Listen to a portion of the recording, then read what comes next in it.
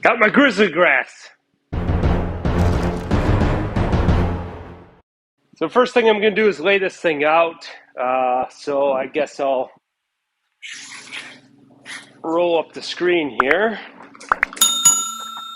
Make some working room.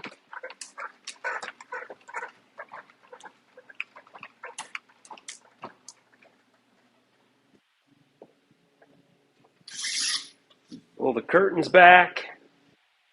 And there's one thing I did since we talked last I want to point out here.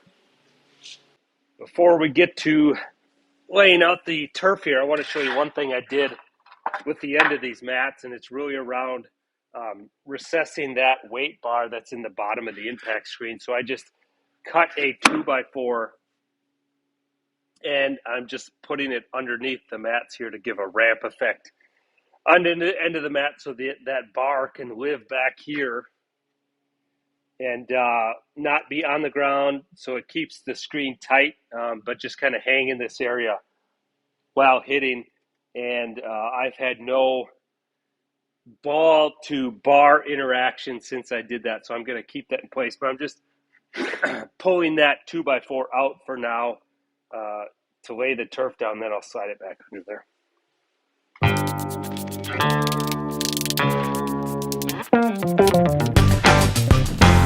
Now I did get some of this double-sided indoor-outdoor carpet tape. It says professional, must be good. I have no idea whether this stuff is good or not, but they had it at Lowe's where I got the turf. So that's what I ended up with. But before I do any taping, I'm going to lay this thing out, see how it lays, and how much cutting I need to do and tweaking and all that good stuff. So let's get that.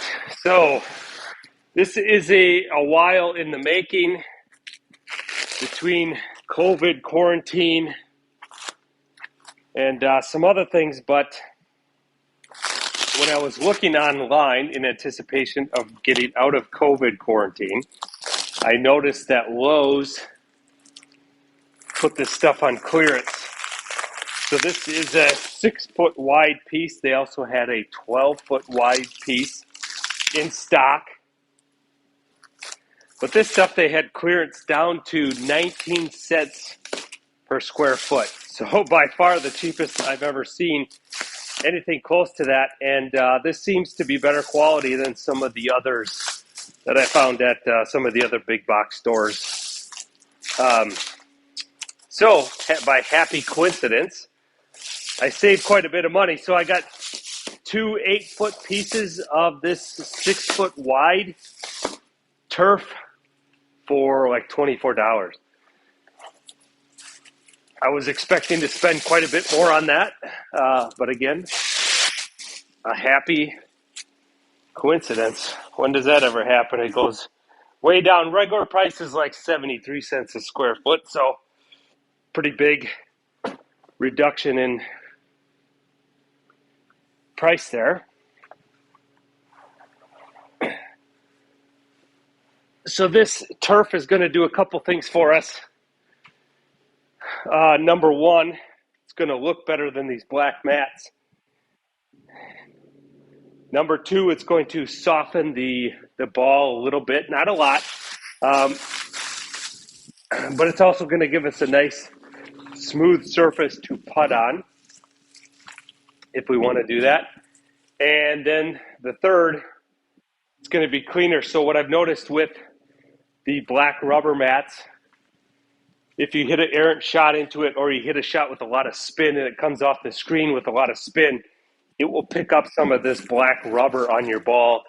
And then if you don't clean it off or switch balls and hit it into the impact screen, you're going to have a black mark on your screen. So this should prevent that also.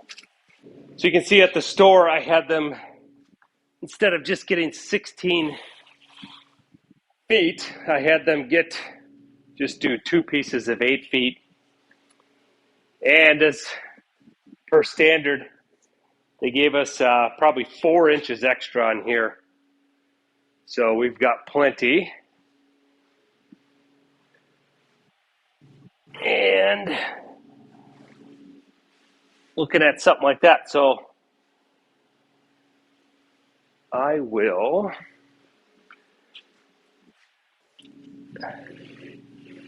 be lining up this seam and cutting off this edge.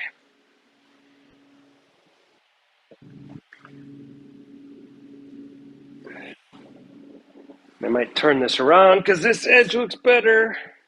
All right, so what I'll do is probably tape down this side, get that all situated. On the edge here, I've got a little buffer to play with too, if I want to trim that up perfect. Anyway, get this tape down and situate that one. But yeah, it looks pretty good so far. I like it. The only thing I'm thinking is, obviously you see I have a seam here. See, I'm going to have a seam. And because I've got right-handed, mostly right-handed players, that's going to be in line with the player. Now, I can either move this seam over to this area and it won't be in the hitting area, and that's what I'm leaning towards, but actually it would be a good alignment tool for the hitting area. You can kind of, and putting, it's going to show you that, but it doesn't really exist in the real world. So I think I'm going to move that seam over here, just so it's out of the line of sight there as much as possible. So what that means is I have to move this piece over here so that I'm going to trim on that edge.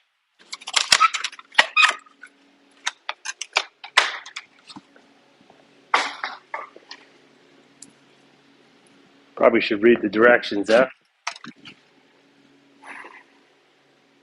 Thoroughly clean and dry floor surface. Apply tape liner side up, pressing firmly to floor. Roll and fold 1/2 of carpet area back over itself. Remove tape. Roll or fold, repeat. Sounds pretty easy. What I'm going to attempt to do is run my tape right down the seam here. And I was thinking to have both pieces on the same one, but that doesn't really matter. I'm just going to put two. I'll just put a double width on this seam. Now, one concern I had is whether or not this tape, how it would stick to the rubber mats here. And so far, it seems to be a non-issue, especially with this non-textured one. I couldn't find the same exact mat here for every one of them, so I've got one that's different, has a non-texture on the surface. No surprise, the tape seems to be sticking the best to that one, and these ones with a little bit of texture seems to be not quite sticking as well, but we'll see what that looks like long term.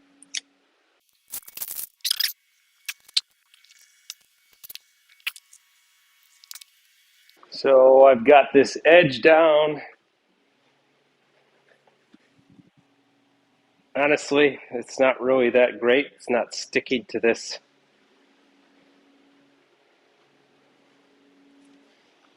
carpet very well. It's sticking to the rubber fine, but the back of this carpet isn't really sticking that great. But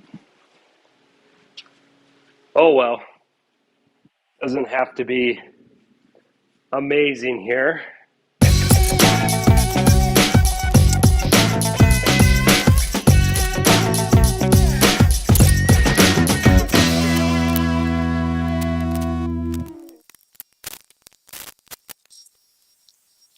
All right, going pretty well here. I don't expect that to withstand a hurricane by any means, but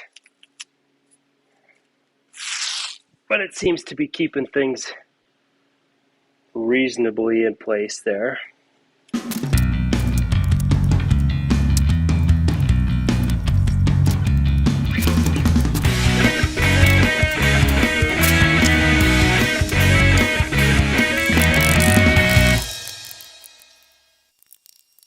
So I got the seam done, this side taped down. I just have to finish putting some tape on that side to secure it a little bit, then go around and clean up all the edges, trim it up.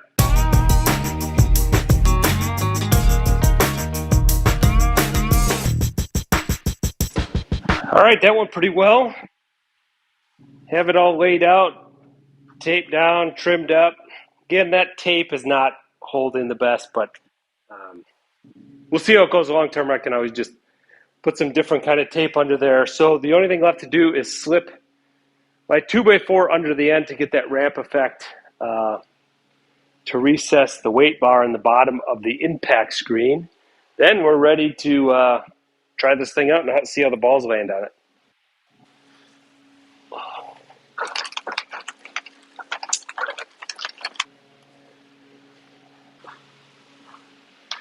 Yeah, it looks pretty good. I'm liking it.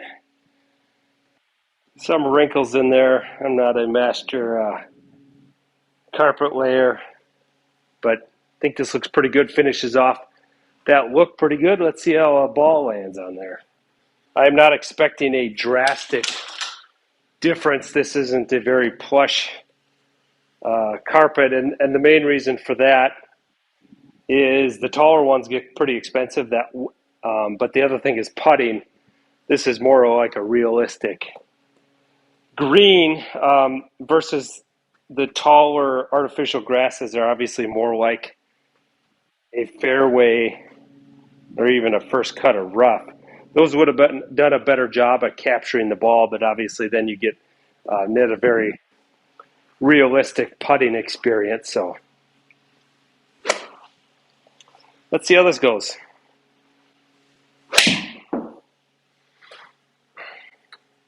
It's pretty good. Definitely still rolls back, but versus what it was doing on the rubber, that's slowed down quite a bit.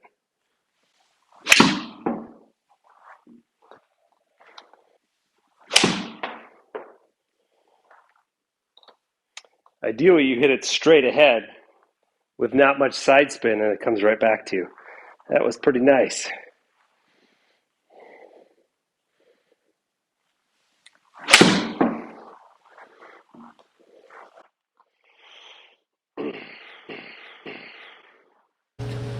So I've been hitting into my screen about a month here, and using it very heavy, probably hitting into it at least once a day for half hour, 45 minutes.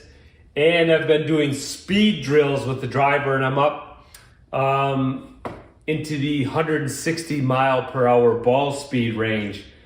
So I've really been testing this thing out, and the first thing to break, not a huge surprise to me, was my bar, the 3/4 inch steel bar I've got in the bottom here to provide weight for my roll-up screen, ripped through the end here. Let's get a look at that. So what I did here is I wrapped this fabric around, sewed it across the top to create this sleeve for the bar, and then the screen was bunching up on the ends. So what I did is I sort of tensioned this fabric and then sewed the ends there to stretch the fabric in the cross direction, and it ripped through here. And reflecting on this, I could have done a better job of chamfering this edge and getting rid of the sharp edge on the bar. So what I'm gonna do is pull this thing out. I probably now have to cut an inch or so off this bar to get enough fabric back here to sew again. But I think I'm gonna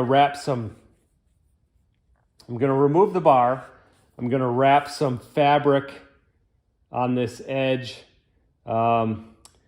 Probably take my grinder and chamfer this edge better, wrap some fabric, tape it, put it back in, and again, I have to trim it, but put it back in, then sew that back up, and I think that should take care of the problem.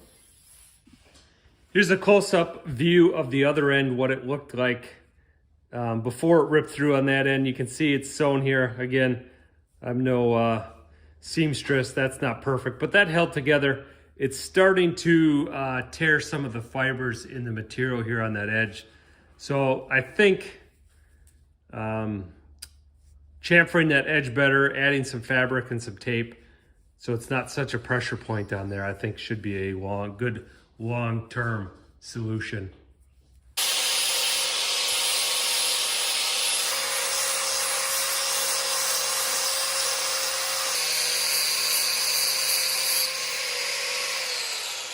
Whoa,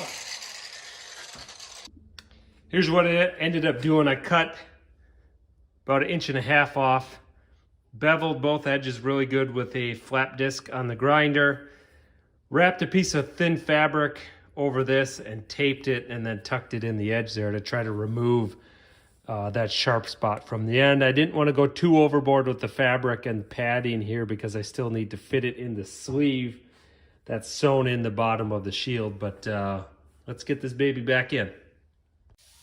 There we go. So all I have to do back on this end, I had to shorten this so I'd have some more fabric. I can put sew this closed. So I'll do that, and I was hoping I have enough then to come back on this side and move the bar in a little bit so this wear point is shifted in from where it used to be. So we'll see if we've got enough to do that.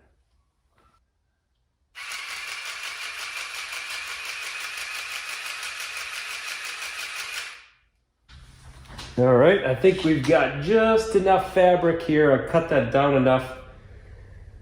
Shove the bar over that way so I can put a stitch in here to move this wear point over just a little bit from where it was. A sewer's life, I tell you what, came out of the needle.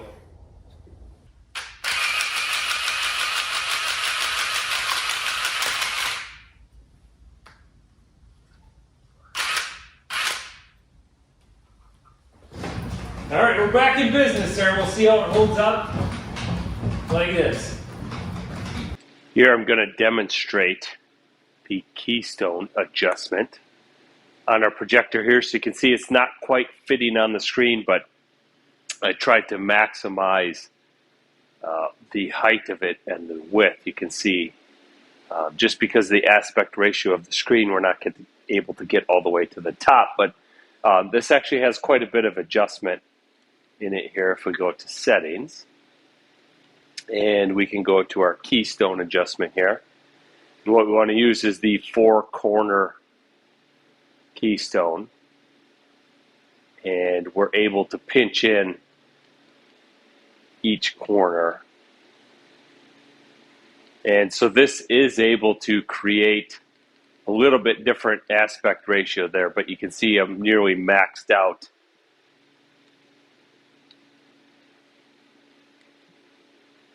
on that upper right corner.